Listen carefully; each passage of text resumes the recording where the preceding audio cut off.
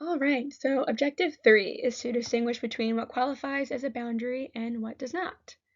So, the rationale behind this objective is that based off the pre-intervention homework, needs assessment, and the media analysis, it's evident that individuals blur the lines between boundaries and ultimatums.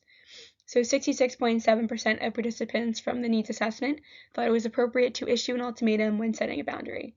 So learning how to set a boundary, along with understanding what boundaries are and what they aren't, will benefit participants' interpersonal relationships.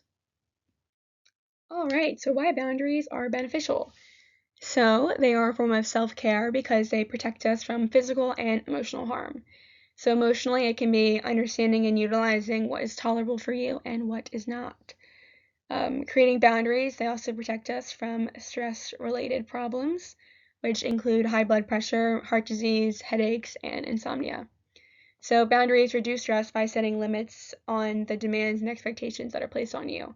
This way, a boundary allows you to not take on more than you can handle.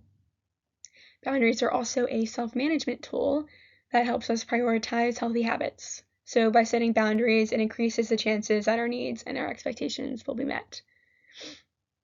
And boundaries also improve our self-esteem. So being able to communicate your thoughts, feelings, and asking for what you want and need can make you feel more confident and lead to empowerment. So, as we just learned, boundaries are essential to our happiness, our health, and success in life. So, let's jump into what are boundaries. So, they are a dividing line that defines who you are as an individual and how you will interact with others. So, they communicate how we want to be treated by others and what's okay and not okay.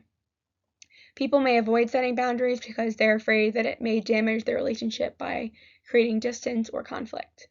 It can be expected, though, when setting a boundary that it will be resisted, but that is okay. So boundaries, they are not ultimatums. A boundary is simply a request and a way to communicate our needs or our expectations. It's not an attempt to force someone to do what we want. When someone violates a boundary, it should result in a consequence, not an ultimatum inferring demands and threats. So individuals, they also don't respond well to ultimatums either, and they are not effective in creating change of behavior, as they tend to damage relationships, shut down communication, and increase feelings of anger.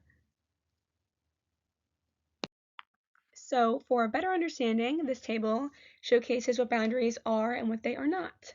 So it may help you clearly understand and differentiate any negative associations that you may have about boundaries. And what we want to take away is that when setting a boundary, it leads to open communication and conversation. So you're including the recipient into the conversation with you, giving them the chance to understand and respect your boundaries. Ultimatums, on the other hand, they take away this opportunity by giving the final demand and leaving them out of the conversation, which leads to resentment, anger, and strain on the relationship. So now let's talk about how to set boundaries. By looking at step 1, we can clarify our needs and our wants. So we can ask ourselves questions such as, what are my unmet needs? How do I feel? And what outcome do I want? So these questions can help you clarify what you hope to accomplish when setting your boundary. How you feel can alert you to boundary problems and unmet needs. So once you identify your unmet needs, how you feel, and what outcome you're looking for, you can put them together to create a clear statement to set your boundary.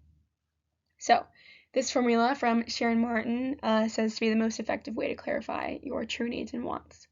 So the formula looks like, I need blank and want to feel blank when blank. So if we plug this example into the formula, it would look like, I need respect and want to feel respected and valued when we are spending quality time together. So now, if this were an ultimatum and we were having trouble communicating how we feel, it may look like, if I don't feel respected and valued when we are spending quality time together, I can't continue in this relationship. So step number 2 is to identify your boundaries. So identifying your specific boundaries will help you achieve your desired outcomes. So there are many ways to meet your needs, but by listing all the ways you can meet your needs, picking which one works best for you, then thinking about what you can control can be helpful. So in simpler terms, it's a good idea to come up with a lot of different ideas for how to handle a certain situation. So try to be open to various options. So let's think of this in a scenario again. back to Hannah and Ben. Now Hannah wants to be engaged, but Ben does not, as he is not ready for such commitment.